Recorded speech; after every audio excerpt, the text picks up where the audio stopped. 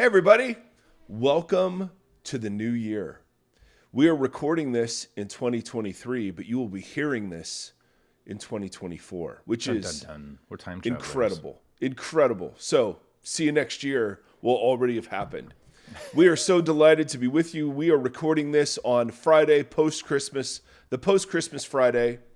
Tim Stafford, before we got on air, declared that he'd been celebrating the 35 days of Christmas. That's right. Because that's how long it feels. We had maybe the lowest key Christmas in the history of low key Christmases. So Seth, our youngest, almost all of you know Seth.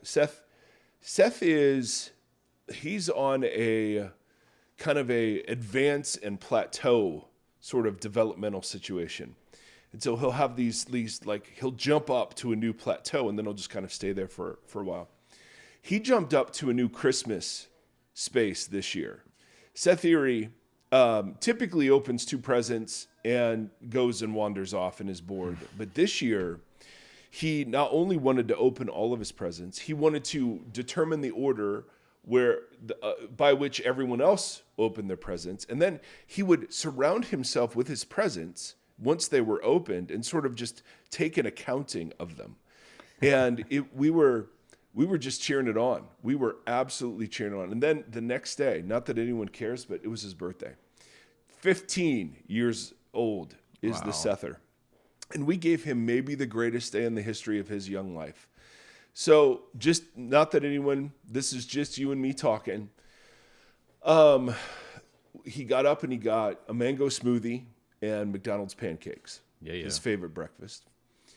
We then took him to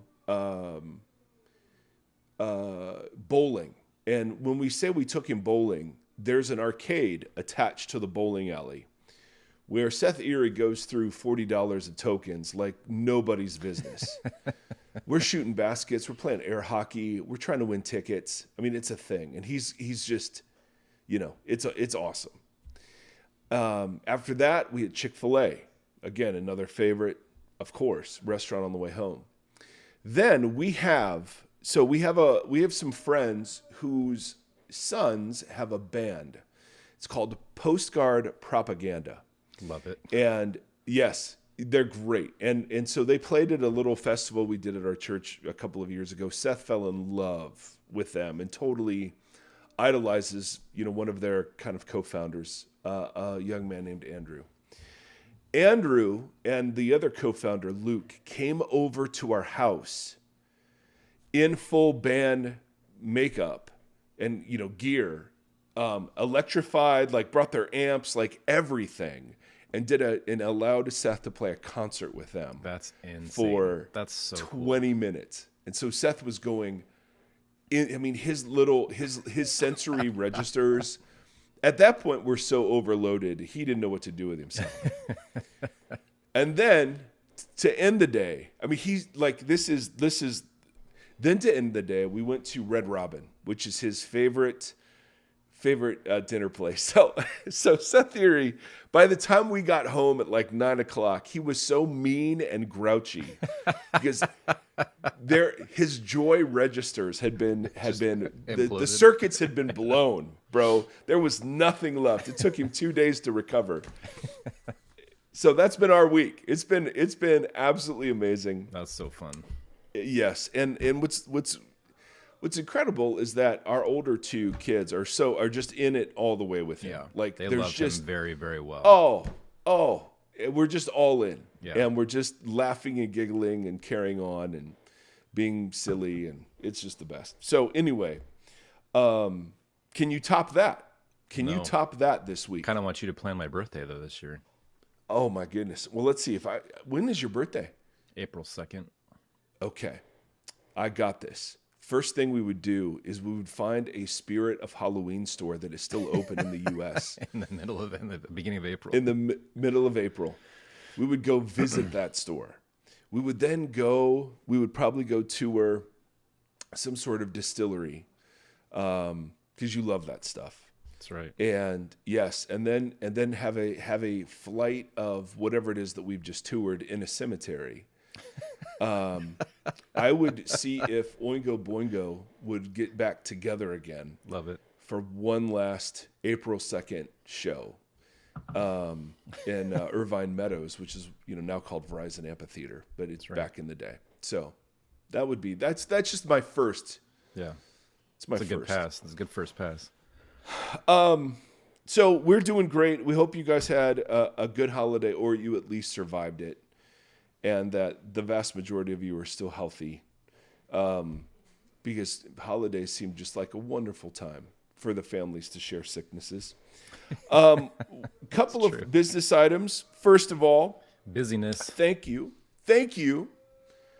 I'm not a businessman. I'm a business man. Well, business. First of all, thank you for those of you who have joined Patreon and given and all the things that we talked about over the last several weeks. That's incredibly grateful and generous of you, and thank you. Secondly, we're still getting requests for the non-friends and the church hurt sort of things and interest in all of those things. So continue to send us emails if that sounds interested to you. We will. We're mailing or emailing back questionnaires for the non-friends just to get some background, because we do have limited space on that.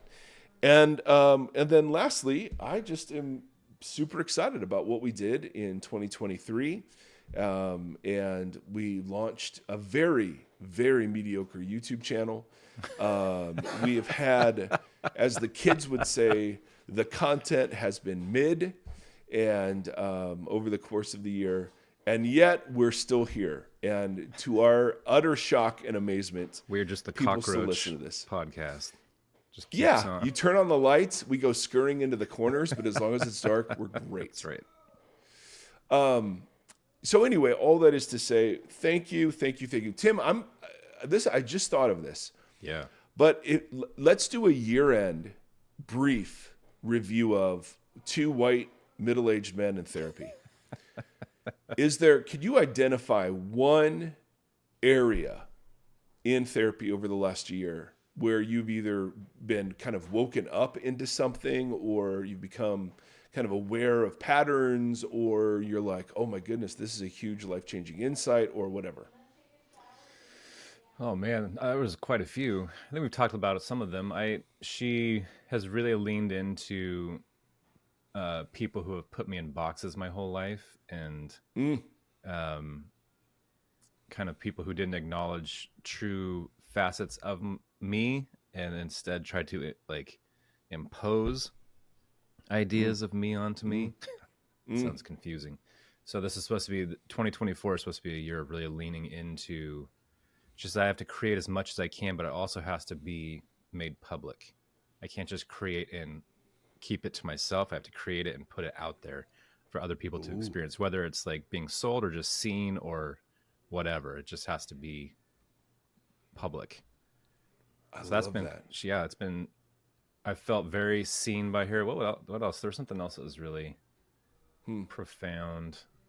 I don't know. I'll see if it comes back to me. But it's just, great year for therapy. It was a great year of therapy. Well, and by great year, we don't mean fun year. We don't mean easy year. But constructive. Yeah. Anybody who's been in therapy has probably at least had one or two, I don't want to say bad therapists, but maybe therapists that didn't fit well with them. And I've had that experience where you go in and lay all your cards on the table and the person just kind of stares at you blankly.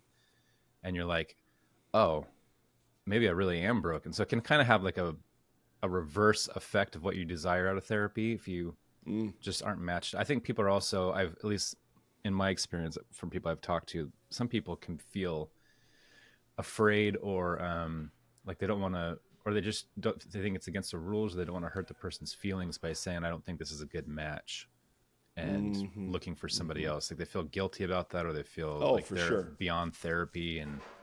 But it's very normal to be paired up with another human being that doesn't fit with you, and it's okay to say, you know what, this isn't working for me. I'm going to find someone else.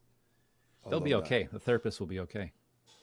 I was talking to my therapist about that very thing, and we were talking about how whether it's instant or relatively immediate, or it happens over time.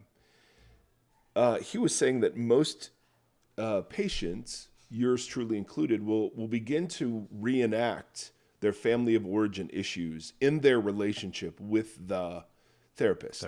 Yeah. So if you were in a family where your no wasn't respected, or you were trying to please people, then you're going to have a tough time firing your therapist. Absolutely. I've seen that with friends who have, they have a people pleasing complex, and so they only tell the therapist what they think the therapist wants to hear. Totally. And so you're not really getting down to the nitty gritty or the kind of the hurt that's in you. You're just trying to make sure that the therapist feels like they're doing a good job or whatever. And it's totally. Yes. But it happens. I mean, it could be passive aggressive. It could be totally, like whatever attachment style you sort of have, that you bring that in and apply it to your therapist. And it's just the therapist patient relationship to me is endlessly interesting, because I'm in it and learning it. But I'm also, like, as someone who is, quote, in vocational church work, like, there is a bit of that happens in churches too. It was funny. Where she told me that my spiritual gift was helping people unravel. Perfect. I think that, yes, people in sweaters, I think are both very true.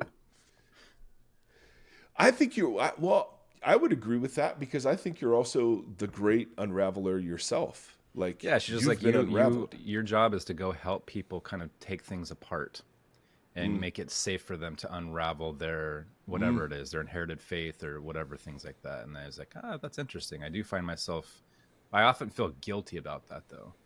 I often feel like because it's like, I get worried that, because for me, when we've talked about this a little bit, but for me, it's I'm comfortable, like, wiping the table clean and just looking at it and trying to find out what the actual truth is. Like, it doesn't freak me out to kind of question the universe, but it took me a little bit to realize that other people are wired differently, and if you pull the rug out from under them, like, you're pulling the rug out from under them, and so it can be terrifying to all of a sudden be in a place where it's like, what do you mean it isn't this way, or it isn't this way, or what do you mean there might be more, and they feel afraid or something. And I get nervous that I have like harmed people by creating space for them to ask, or just by asking big questions, like me asking the questions makes them be like, what do you mean by that? And it's like, oh no, maybe I should have approached this softer or differently, or something like that. But I think she's right. I've always kind of tried to pick at things to get to a deeper truth. Well, I really see that in you. And because you do it so gently, it makes it safe for lots of other people. As long as I don't actually pull that rug out. Do you hear that, Tim? That is the sound of several hundred Voxology listeners, if we have that many, crying out in unison saying, yes, that's who you are. So that's awesome. I love that. That's so encouraging, man. Yeah. Absolutely. Therapy has been, it's been very hard, but it's been very encouraging for me.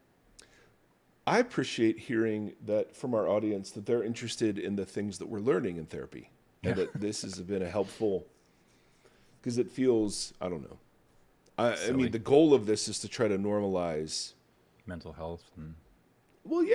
Just and recognizing that a fundamental part of the masculine journey, like, is coming to terms with all of the cultural inheritance of what it is to be, quote, manly, or from the church, what it is to be manly. And I realized one of the things that's been true of me forever has just been, I'm secretly terrified I'm weak.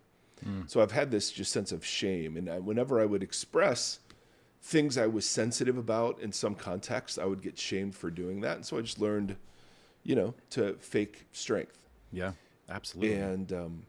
And vocational ministry is a great place to hide when you want to project strength. Absolutely, totally. So, the thing that's been so revealing for me is all of the ways that I'm complicit in the Christian project of dehumanizing people. Yeah. Oh, So man. so not the Jesus project, the Christian project. Right. And so I've been learning a lot about, because my therapist, and it just drives me insane. He's just like, well, what do you want today? I don't know. I had an appointment and I'm paying you money. Totally. And so, you know what I mean? He's like, well, what do you want? I have no idea what I want. I have no clue what I want. It was never a question I was taught to ask, and it feels selfish even to ask it. Right? The question that I should be asking is, what does God want? Right. You know what I mean? I can't trust what I want. And so we just go back and forth with, and there's truth all over those positions. No question. It's not an either or.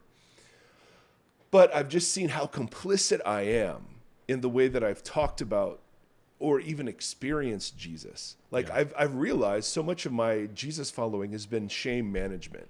Mm-hmm. Oh yeah. I know you say, oh yeah, that's brand new to me. That's like, what? Well, I think it is for a lot of us in the last maybe 10 or 15 years, as purity culture has kind of crumbled, and really a lot of the cultures that were around that one, they were all shame based. They were all like, how do you you're not enough. Everything you do is wrong. You're selfish. But I was attracted to that because of the shame that was already there. I think, well, yeah. So I fit in. So that's the part. I can easily look at the church and look at Christianity, quote unquote, and say that's the problem. But then the next step for me has been, okay, where's my complicity in that? And what have I gotten? What have I received from my complicity in that? Well, even yesterday, did you see on Twitter, there was a whole thing going around with that pastor that was like, I had to go, and he's a conservative pastor and podcast host. He's got a decent following and handlebar mustache. And he went out and he's like, I had to go and finally tell a woman in my church to cover up because she wouldn't wear a bra to church. And she was just causing men to stumble. And so it started this whole Twitter conversation around like men need to take responsibility for it's not the women, it's the men. Yeah. And he's like, no, it's both. Like, she needs to know that this is what she does. Men, have to control themselves. But, and I was just like, man, it reminded me of just how much I've fed into that, me being the victim. Women, it's our burden as men. We're just such like blah, blah, blah, and we can't help ourselves. So, and like, and that feeds into the Billy Graham rule, and it feeds into other things like that. And then coming to that realization where it's like, A, that's not accurate. And B, I have partnered in that, whether it's out of shame or out of a desire to hold the weakness, like card, but in a unconstructive way, in a deconstruct. I don't know, but and so like just being like, no, this is not how this is, and all this does is just strip women of any autonomy whatsoever, and also kind of agency from ourselves, and saying like we can't, we have no ability to function. We're just like these, machines or whatever. So there's a third step for me though in that. So the step one is being aware of the system and what the system does. Yeah. Step two is recognizing my complicity in the system. Yeah. And then step three, and this is the ball kicker, if I can use that language. Step three is how I've benefited from my complicity in the system. And that's the one that's just insane. Insane. And it's only a mark of how gracious Jesus is. You know what I mean? It's just absolutely insidious. Well, with all the platforming that went on during Christmas with Christian nationalism and different things, there was a couple people that came out and they're like, Jesus advocated, like the tenets of what it meant, like who was blessed. It wasn't the strong and the powerful; it was the meek and the and just kind of reminding like this grandstanding that you're doing.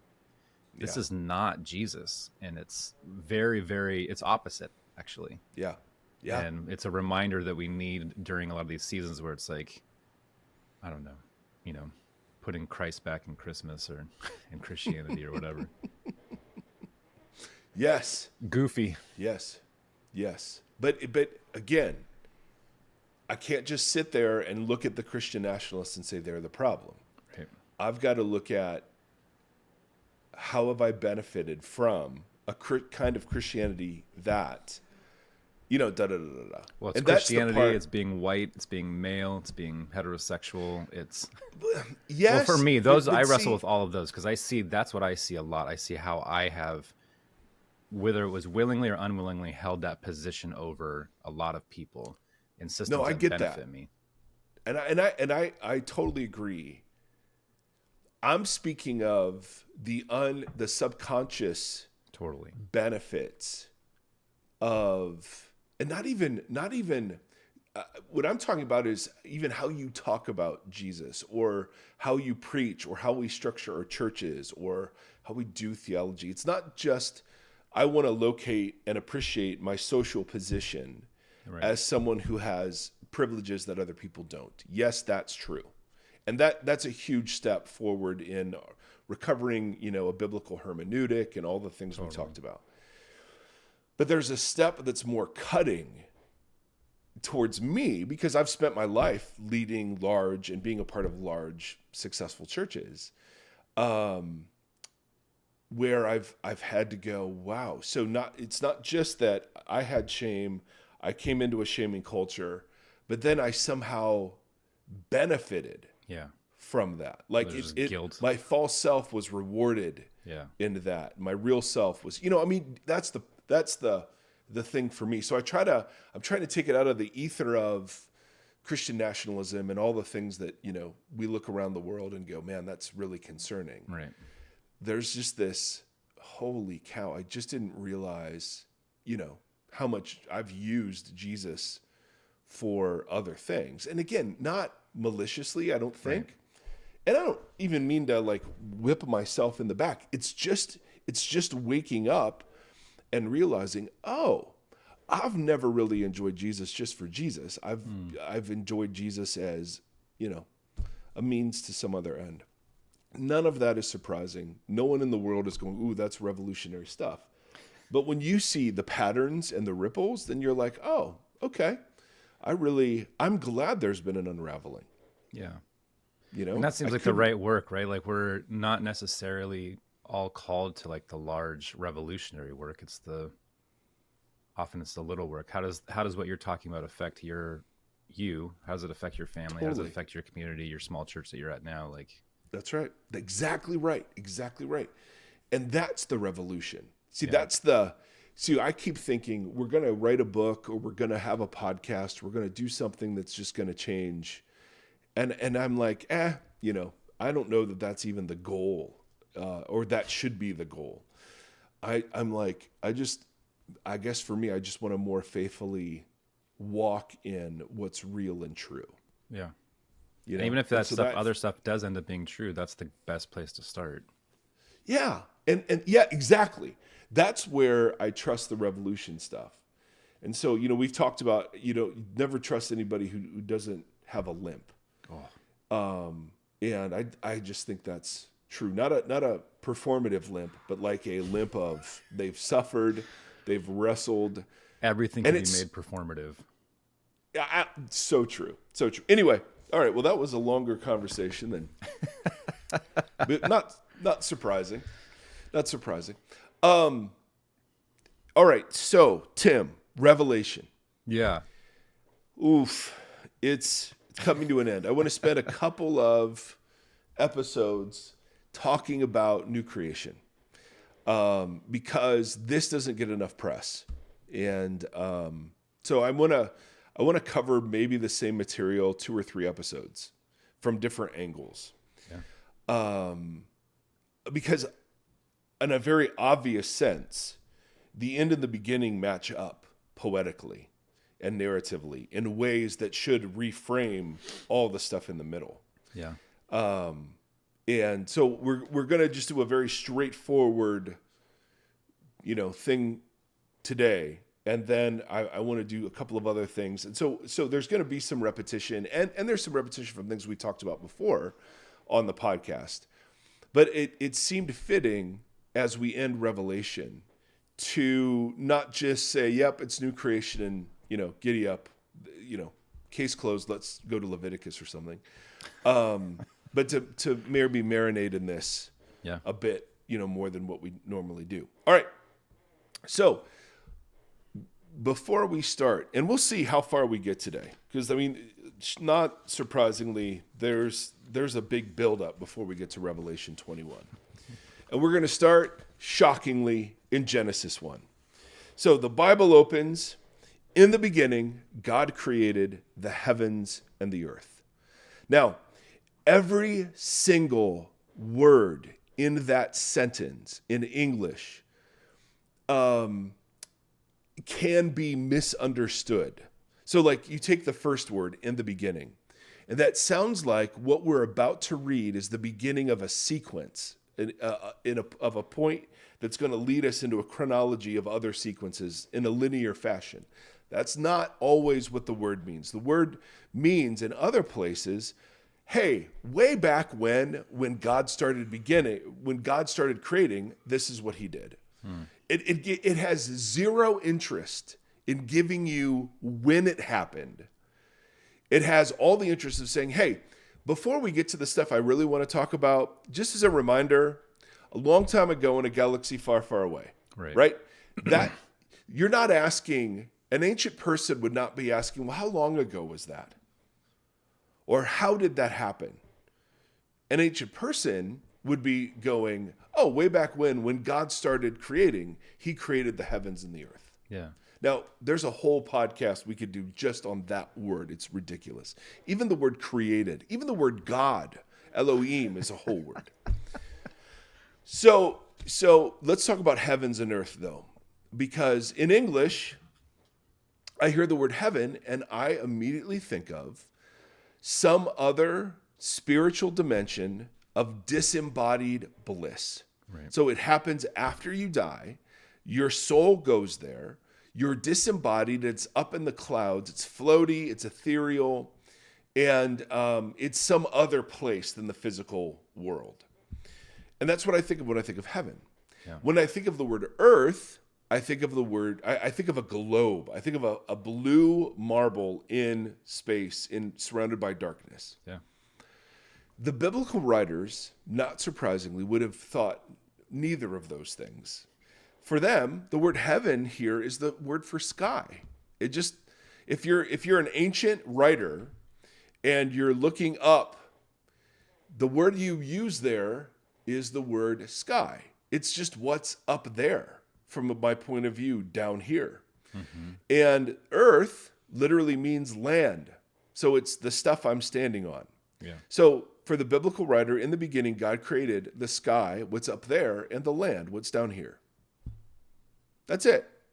It functions as a merism, which is a Hebrew expression that we have them in English too, where if I said, hey, everything from A to Z, right, you would realize a merism is when you define something by its poles. So from A to Z means it has everything. Yeah. Or the alpha and the omega, right? It's all the letters of the Greek alphabet. So heaven and earth is just a way of saying, hey, in the beginning, God created everything. And the poles are the heavens, what's up there, and the earth, what's down here. All right? Yep.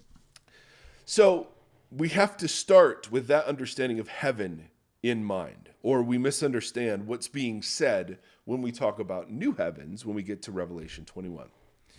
So let's do a jet tour of heaven and earth. Flyover. Let's do a flyover, fly through perhaps. In Genesis 2, the Lord God formed a human from the dust of the ground and breathed into his nostrils the breath of life, and the human became a living being.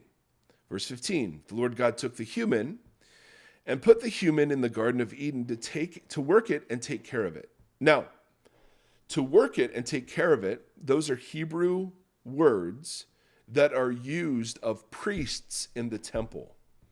Right? So this isn't like agricultural work, although that's what it is, but it's described as priestly work. And so there are a bunch of images, and we could spend, maybe this should be one of the things that we do. The Genesis 1 and 2 paints a picture for us of a cosmic temple with a garden at its center where God dwells, and image bearers, that literally the word image means statue. So all ancient Near Eastern temples had images of the god, visible representations of the god. Well, the humans are the visible representations of Yahweh. And so you get a picture of a cosmic temple where God dwells with his image bearers, the humans, in intimacy. Heaven and earth, there's no separation between them. It's just what's up there and what's down here. Yeah. And you have a verse like Genesis 3:8. Then the man and his wife heard the sound of the Lord as he was walking in the garden in the cool of the day. Now, no idea if he's walking in the garden or if that's an ancient Near Eastern word picture or whatever, but what it connotates to us is that heaven and earth were like there was no separation between them. They were just fully overlapping. The God space and the human space were just together. I love how that's written, though. It's one of my favorite lines in the Bible. Oh, yeah. I've sat and thought about that image so many times over. Yes. So what the picture you get in Genesis 1 and 2 and into some of 3 is that the realm of spiritual beings and the realm of human beings, it's just all one realm. It's just the heaven and earth space. It's God space and human space all together. In Genesis 3, of course, there's some sort of rupture in that space, right? This spiritual being, this snake, this serpent, who belonged in the heaven and earth space, pulls some stunt, and we could spend hours talking about that. But the result of that rupture is that the Lord God banished the man and the woman from the Garden of Eden to work the ground from which he had been taken. So there's some sort of closing off of the Eden space, the heaven and earth space. Now there's this other space that's introduced, which is outside of Eden. Yeah. You know what I mean? Mm-hmm. And it's just this interesting geographical picture of something that's happening sort of spiritually too. There's this rupture between the God space and the heaven space versus the earth space and the human space. Yeah. Now there's some sort of barrier between them. And we could spend time, talking about all of the ways that the rest of the Bible talks about this rupture, like Paul in Romans 8 talks about how creation itself is under bondage to decay, waiting for the liberation of the human image bearers. Yeah. So the earth space is now corrupted just like the humans are. It's just this interesting picture. But now what the Bible does is it speaks of the heavens and the earth differently. So the heavens still can mean skies, but heaven becomes a metaphor for God's space, and earth becomes a metaphor for human space. And now, instead of them being spoken as like joined at the hip together and fully overlapping, now they're distinct spaces. Yeah. So the psalmist in Psalm 115 will say, the highest heavens belong to the Lord, but the earth he has given to humanity. And then later biblical writers flesh this out, the heavens. And again, it's not saying God is up in the sky and that's where God lives. It's using a spatial metaphor. And we use those all the time in American circles, right? So if I say, I'm going to climb the corporate ladder. Right. The spatial metaphor is that climbing up is better than starting low. Right? Yeah. When Drake says, I started from the bottom, now I'm here, right? The bottom is that's not the place of glory. That's not the place of status. That's not the place of importance, right? It's why in office buildings, the most important offices are always on the top floor. Like space communicates importance. Yeah. So when biblical writers want to communicate God's transcendence, his majesty, his beauty, they will use the word heaven. All right, which is a metaphor or a picture for God's space. When they want to talk about human space, where the humans and the creation itself now lie sort of enslaved and corrupted, they'll use like the world or this present age or the earth. And so that's the language is different after Genesis 3. And you have now heaven being, it's not that God lives in the heavens, just in the sky. And even when you'll get Old Testament stories where saying a voice called out from the heavens, that just means there was literally a voice from the air next to you talking. Yeah, and that's part of our job, 2,000 years or whatever for this, but and understand with the reading other people's mail, old stuff, the Black Mamba, reading like people 2,000 years from now, looking back and seeing the Lakers killed the Celtics and being like, what? They used to go to murdering basketball games, and there was a giant snake that. Were Lakers some sort of the email that it was just an email that said the Black Mama led the Lakers to a come behind victory, and they killed the Pistons or something, and you're like 2,000 years later you'd have to be like, wow, this was the site of a battle, and evidently there was a snake there. And, you'd be just totally confused by all of the cultural references that we just take for granted. Well, this is why Genesis is so hard for American readers. We're predisposed to read this in terms of science and how long ago and how did this happen. And those are not the questions that are answered in Genesis 1 through 2. It's why. Why is this here? That's the question that's answered. But that's a whole different series someday. So what we have after Genesis 3 is some sort of rupture between the human space and the God space. And we know that God exists everywhere, but God doesn't manifest his existence everywhere. Now, the word manifest doesn't mean I speak something into existence. The word manifest means that God reveals his reality so that humans can sense him through their five senses. So we know God's everywhere. But there are times in the Bible where you see his presence, or you hear his presence, or you can touch or taste his presence. So, for instance, Jacob left Beersheba and set out for Haran. When he reached a certain place, he stopped for the night because the sun had set. Taking one of the stones there, he put it under his head and he laid down to sleep. He had a dream in which he saw a stairway resting on the earth with its top reaching to heaven. That just means it went into the sky. And angels of God were ascending and descending on it. God speaks to Jacob and says, dude, I'm going to keep this promise to you.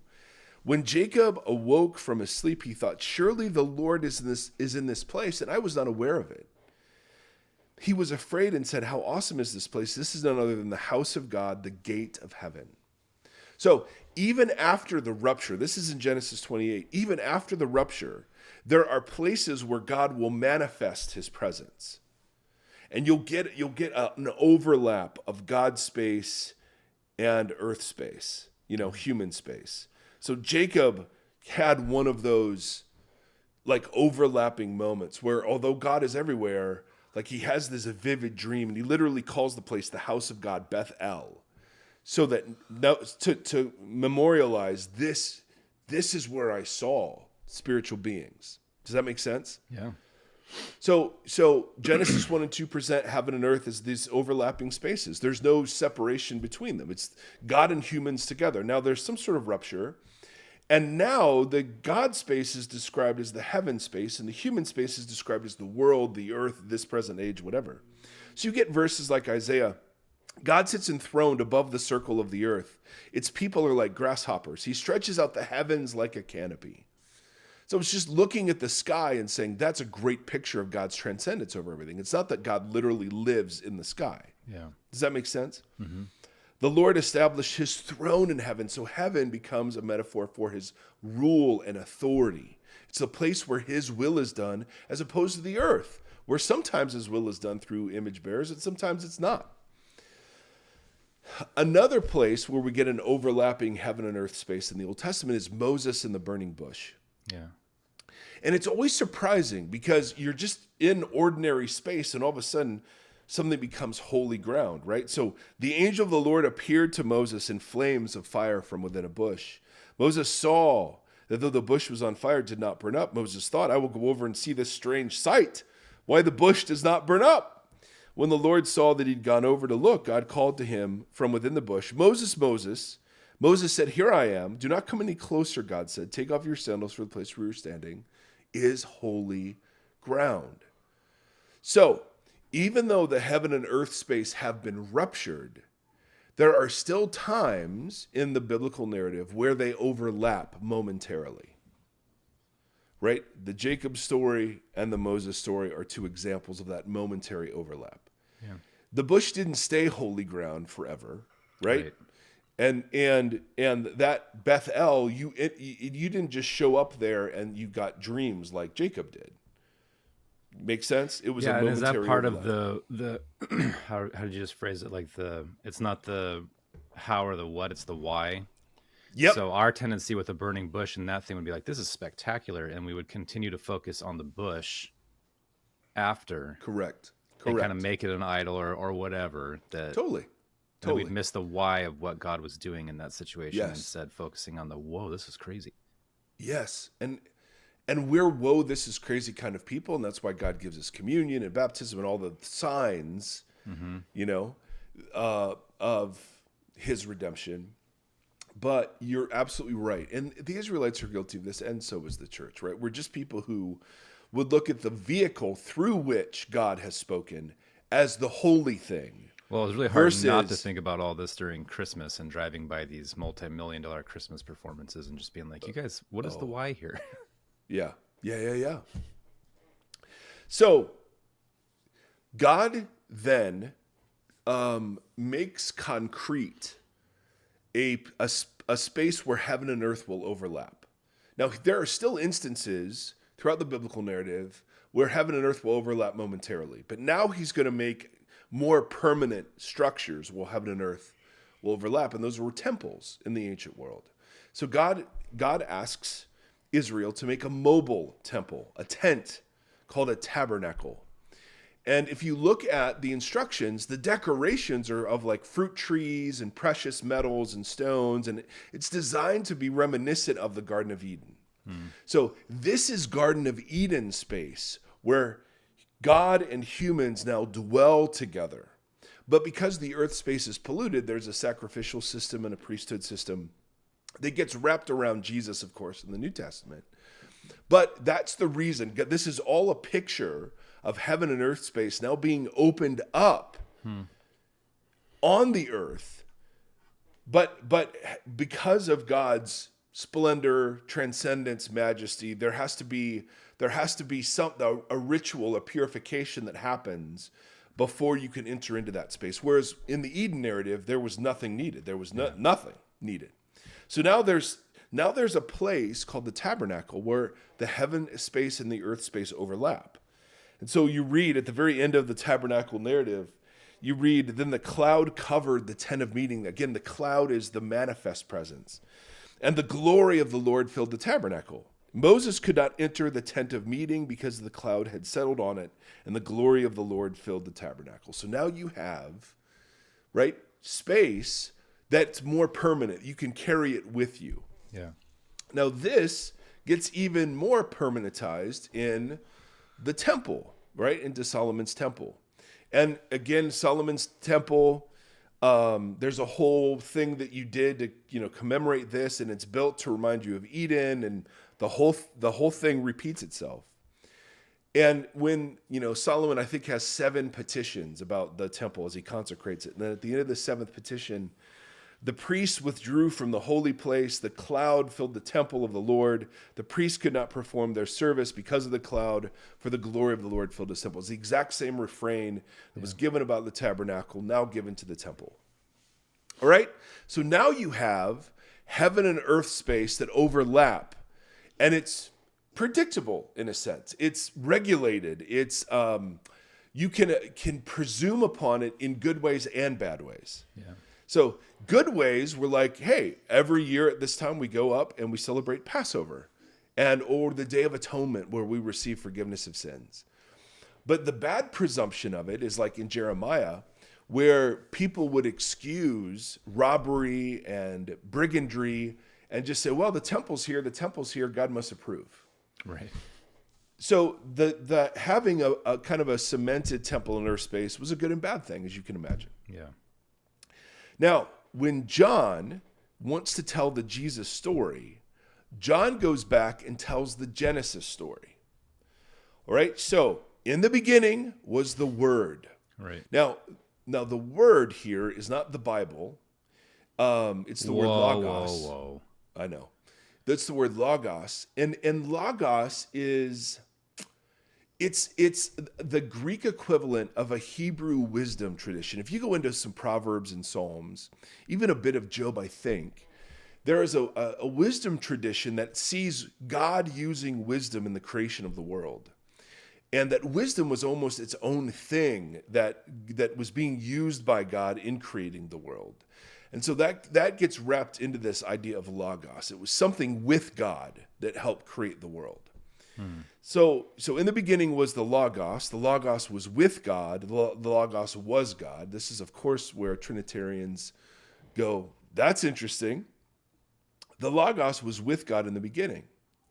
Through him. So now the logos, now the word logos is masculine singular, but now it's personalized as a masculine pronoun, a him. Through him all things were made, and without him nothing was made that has been made. This is wisdom tradition from the Old Testament. In him was life, and that life was the light of all humanity. And then the very famous punchline of this, which is staggering, is the word, the logos became flesh and made his dwelling among us. Now, made his dwelling among us is the exact phrase that's used to describe the tabernacle in Exodus 29. In fact, the word tabernacle is used here in Greek in John 1. So the Logos tabernacled among us, which is John's very profound way of saying this Jesus is a place where heaven and earth overlap in him. Right. Right. So you have a tabernacle space and a temple space, but now they've been supplanted by this Jesus space. So it's Jesus bearing in himself, and that's why him being fully divine and fully human matters, is because he is now the place where heaven space and God space and earth space and human space overlap. That's why he's described as a priest, as a temple, and as a sacrifice.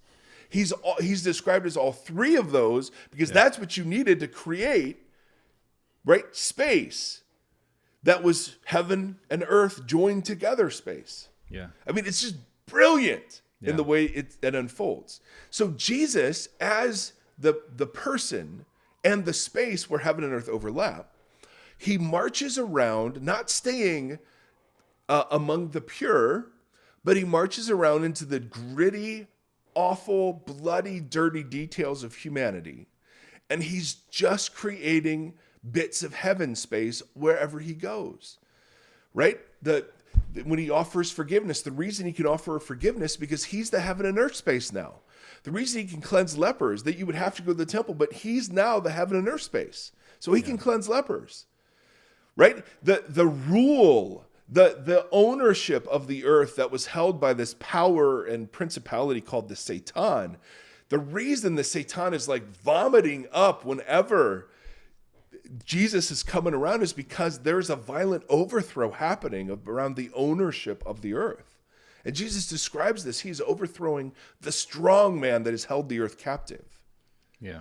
So the heaven and earth space, instead of having to go to the heaven and earth space and be prepared through rituals and through sacrifices and mediated by priests, now the heaven and earth space just roams around freely through ancient Galilee, healing, raising people from the dead, no respecter of social boundaries or social ordering, no respecter of pure or impure.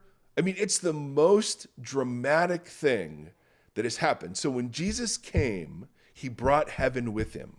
And that's the purpose of his announcement. When he says in Matthew, from that time on, Jesus began to preach, repent, for the kingdom of heaven has come near.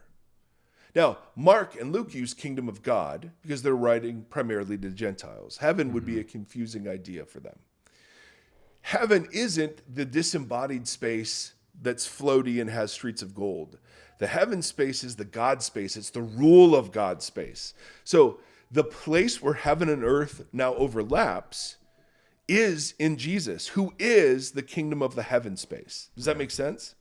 That's why he reorients all of Israel around himself. If you have faith in me, you are now part of the heaven space. And so the church, not shockingly, gets talked about as building blocks of a new temple. They're the heaven and earth space, right? If you're in Christ, who is the heaven and earth space, you've become part of the heaven and earth space, right? Or Paul will say in Ephesians, you collectively are the temple. Yeah. So it's brilliant as to what's happening, all right? But there's this weird thing that happens at the end of Matthew where the disciples gather. Jesus saw them, and he said, all authority in heaven and on earth has been given to me.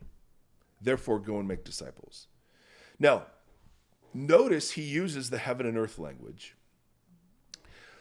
What Matthew is saying, or what Jesus is saying in Matthew's account, is that heaven and earth are now, for the first time since Eden, under the same manifest management. In other words, the earth had been given over, but now it had been reclaimed by Jesus. So all authority or power has been given to Jesus. Right? The prince of the earth, as Jesus calls him 3 times in John, has been thrown down.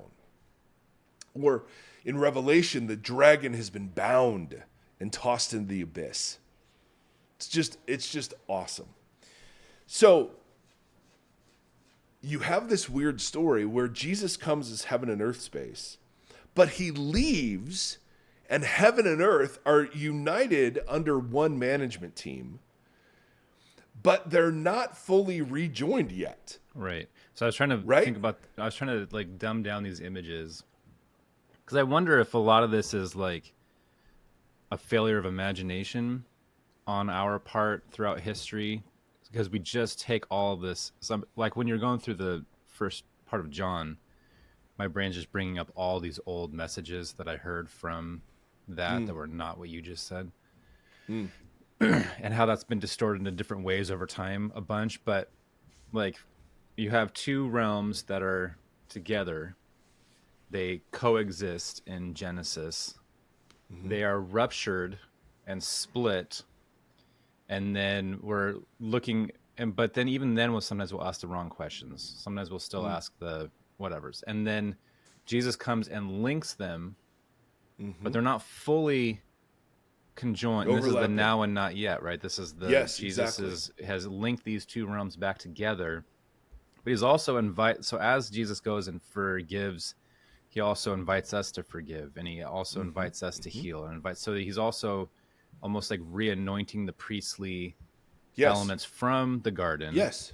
Which is what the restoring image bearers is. Yes, exactly right. So he's beginning that conjoining or that rejoining of the 2 realms and inviting us as participants within that. And it is linked after he leaves, but it's still not fully overlapping space. Right. Correct. Exactly right, Timothy. Great summary. But what's fascinating is that Jesus and Paul and Peter, even though all authority has been given to Jesus, both on heaven and on earth, they speak of a future day when there will be and then it's fascinating. In Matthew 19, Jesus said to them, "Truly I tell you, at the renewal of all things." Ooh. Acts 3, Peter says, heaven must receive Jesus until the time comes for God to restore everything. So we have the restoration of everything, the renewal of everything. And then Paul in Colossians 1, and through Jesus to reconcile to God all things, whether things on earth or things in heaven. So you have this future. So this is the now and the not yet. You have this victory where Jesus has disarmed and made a public spectacle of the powers. And we're still in a hostage negotiation or something, right? We're still in bondage. And there's this future moment that Peter, Paul, and Mary's boy, Jesus, that's funny, call the renewal of all things, the restoration of all things, and the reconciliation of all things. Yeah. Now, the renewal of all things, literally the Greek word means to be the beginning again of all things. Okay. Which is awesome. Yeah. Restoration means return to its original condition, and reconciliation means to bring unity. So these are pictures or words that forecast the rejoining of the heaven and the earth. Yeah. So it's not a huge biblical surprise when you get to Revelation 21, finally, and you read this. Then I saw a new heavens and a new earth. For the first heaven and the first earth had passed away. Next episode, we're going to talk about that. And there was no longer any sea. Why is there no longer any sea? Because the sea was what was in Genesis 1. It's what stood for the uncreated chaos of disorder. So there's no longer any sea. I saw the holy city, the New Jerusalem, and then the direction matters, coming down out of heaven from God, prepared as a bride beautifully dressed for her husband. Who's the bride? What's that? Sorry. The city is. My dog is barking. Nope, that's okay. And the husband is Jesus. So the city stands for the people of Jesus, and then Jesus is the husband. And I heard a loud voice from the throne saying, look, God's dwelling place is now among the people, and he will dwell with them. Right? This is tabernacle, temple, incarnation language. Right there. It's literally what was telegraphed from page 1. They will be his people. God himself will be their God. He will wipe every tear from their eyes. There will be no more death or mourning or crying or pain, for the old order of things has passed away. So the Bible ends, and then, I mean, good Lord, the Eden imagery that's pulled forward in 21 and 22 is disgusting. Literally, read, I think it's Tim Mackey who says, read Genesis 1 and 2 3 times, read Revelation 21 and 22 3 times, and just note all the parallels. I mean, it's ridiculous. And so the biblical story is a story about heaven and earth. It's not a story about rescuing souls from earth into heaven. Right. And I don't know how we missed that, but the story I was told from the very earliest memories I have of the Jesus story is that Jesus' goal is to get me out of earth and into heaven. And that heaven is the place where I'll live forever, and earth is the place that will burn and and just be destroyed. So it was a bit of a big deal when I realized the whole direction of movement in the biblical story is God coming near.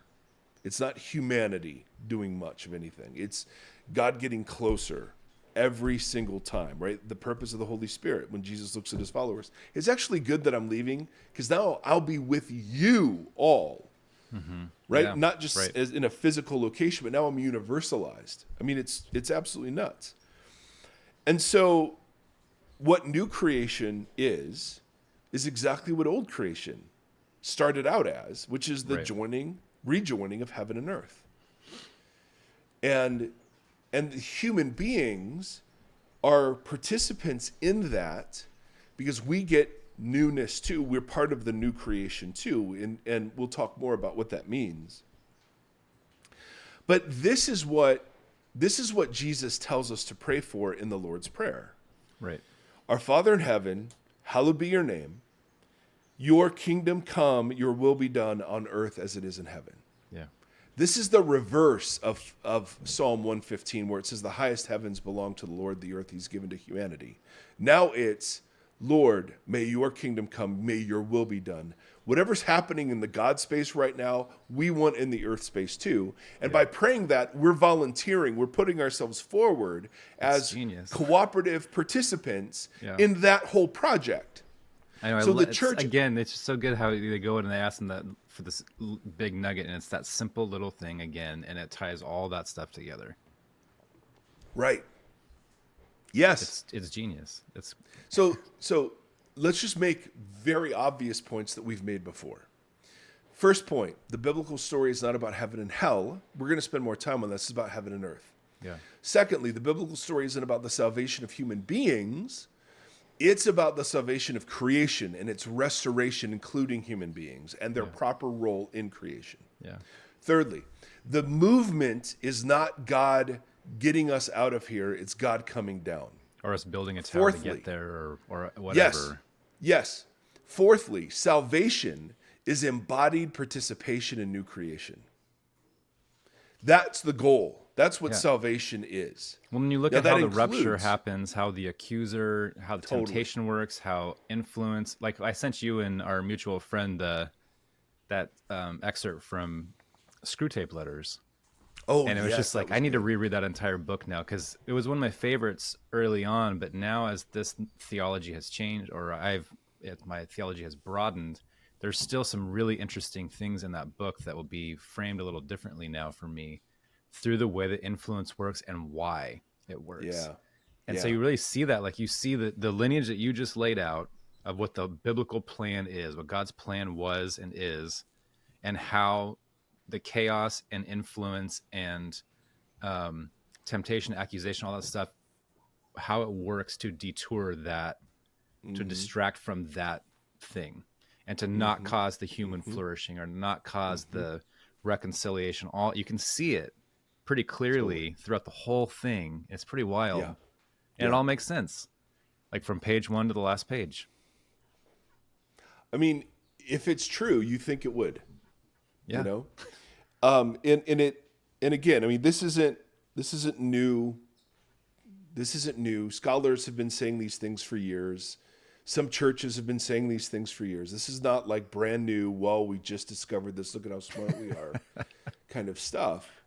But it is interesting how the hijacking of Revelation along and in participation with a certain view of salvation and the gospel really conspired together to create an evangelical movement that I would suggest gave us a very hollowed out, shallow, and non-transformative version of the message of Jesus that has resulted in a lot of bad fruit that we're seeing. Bad fruit in us. The ripple effects are big for that. Yes, absolutely. So this isn't, and future generations will look at us and go, yeah, but you guys missed this. Totally. We can only do what we know to do in our generation. But for me, allegiance, like what we just did for the last 45 minutes is the gospel. That's the gospel. That's the message of Jesus. Summarized by, hey, repent, the kingdom of heaven is at hand. That's what all of that means. So allegiance to that message cannot just simply mean accepting Jesus in my heart. Right. There's nothing in there about your heart and your personal believings, right? It's all about whether or not you actually participate in the project. Now, that includes our intellectual beliefs about what the good life is and what God's like and what Jesus is like. Of course it does. But how vacuous to argue about doctrinal statements and about whether they include good works in the world, right, as part of the gospel or not. How vacuous is all of that compared to the robust vision of, hey, church, you're the taster. At your best, you're the heaven and earth space that tastes ahead of time what's coming. You're the appetizer. So when we read about in new creation, there is no, it's people from every tongue, tribe, and nation. Well, that's the reason we care about that now. Yeah. Yes. You know what I mean? Mm-hmm. When we're told in Revelation that we will reign with God forever and ever, and that reigning looks like the human vocations of image bearing, that's why we work on that now. Yeah. It's we're to be in the same way that Jesus was, because his spirit, obviously, we think is here. Supposedly, it doesn't look like it all the time. But we're to be doing the works of Jesus, which we're creating pockets where heaven and earth meet in really ordinary, average circumstances and people. Yeah. And that's why so many of us are frustrated at the church. Now, it's easy to be frustrated at the church and make the church the issue. It's a different thing for someone like me to go, okay, and this goes back to therapy. how have I been complicit in this, and how have I benefited from it? For me, my picture of what salvation is, faith is, grace is, like the whole story has just gotten so much bigger. Yeah. And again, it's the national park metaphor. It's like I was in a gift shop for years, reading about someone else's experiences of God, and then you enter into the national park yourself, and you're like, "Good Lord, it's going to take me years to explore every part of this, and it's going to be wonderful." And I can't believe I get to do it with these good people. Yeah, it's interesting. Like when you're talking about the tabernacle space being dressed like Eden, with the trees and different things to try to, it's like we are doing the same thing, but not in a decorative way, but we're trying to emulate and model and build what the garden represents. So that like every tribe and like everybody being included and all this kind of stuff that we're supposed to be inhabiting now, that is the tabernacle space that we're building that emulates the crossover of heaven and earth. Yes. Yeah. And then it's just the implications of what that means and how you do that. And totally. And that's what the word repentance carries. Exactly. With it, is which that word just got so twisted around. It really such an invitational, positive word, but I grew up and it was a negative word. It was it was a shame based. But how could we hear it? Like when I talk, I don't know how many conversations I've had with my kids about all of this stuff, and they still hear Jesus following as, like, I just don't think we're capable of certain forms of moral reasoning until we're developed. Oh, yes, and that's not absolutely. a bad thing. I don't, that's not like, that's just like the difference between an adolescent versus a 50-year-old person. Like, their faculties are just more seasoned and developed. They're also more open to wonder. So there's an interesting balance between what it means for the mind of a child and the mind of an elderly person. Totally. In this sense, I mean, it's almost impossible for my kids to actually hear this as anything other than legalistic rule keeping. Yeah. Like no matter how many times we talk about, wisdom versus rule keeping, or being connected to God versus whether or not you drank that day, it all gets boiled down. Yeah. And certainly the church is complicit in that, no question. But, I have a tendency to think that perhaps one of the real gifts of growing in healthy ways is the ability to sit and appreciate every step that brought you here without having to say every step that brought you here was good and healthy. Well, that seems to be part of the whole thing. Like for us as individuals in our time and place in life, but also this lineage that you just went through, like there's something to this journey. I don't know why God did it this way. Totally. And obviously that's a question that a lot of people have all the time and wrestle with, and it's a hard word, but it is. And so there's something to this wrestling match that we're involved in, and how it plays out and how we do it, I guess. Like the way in which we hold and compose and like just exist within this narrative is important. It's part of the thing. Yep. So when I grew up and like people are like, I'm so, like a youth pastor get like, I'm so glad this is the earth is the only hell we'll ever know.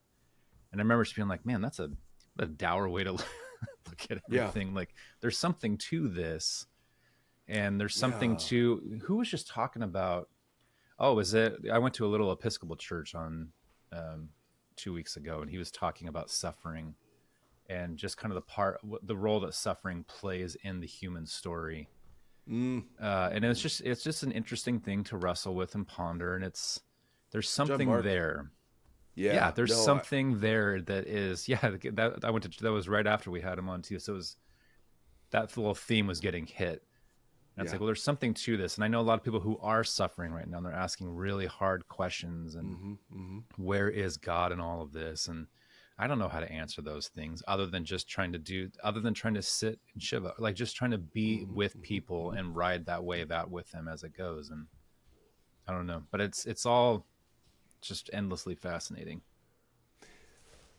John Eldredge, who, I don't know, I have very mixed feelings he seems like a really genuine, good person. But I have mixed feelings on, some of the material. And who cares what Mike Erie thinks of John Eldredge? But I have a streak of cynicism about people who hear from God a lot. Yeah. I have a theology and a belief that God does speak sometimes. Absolutely. I have a couple experiences where I go, it feels like God was speaking here. But I'm only sure about that in hindsight, never in the moment, And John Eldredge is one of those people who, says that he hears from God a lot. And I'm naturally cynical about that. Yeah, skeptical is a better word probably. But he tells a mutual friend of John Eldredge's and mine sent me a book that he wrote called All Things New, I think it is. And it's kind of a devotional. It's not a devotional in the sense that it's broken up like, one reading a day or something, but it's not a heavy theology read, but it's him wrestling with some of these things. And he has this encounter with God at his youngest son's high school graduation, where he is grieving all the chapter that's closing, the 24 years of 3 boys and the house that was just characterized by life and roughhousing and laughter and moodiness, and that whole chapter's closing. He said he was feeling just this deep, profound sense of loss. And he said God sort of spoke to him in that moment and said, in the great restoration, nothing is lost. Even your sons will come back to you.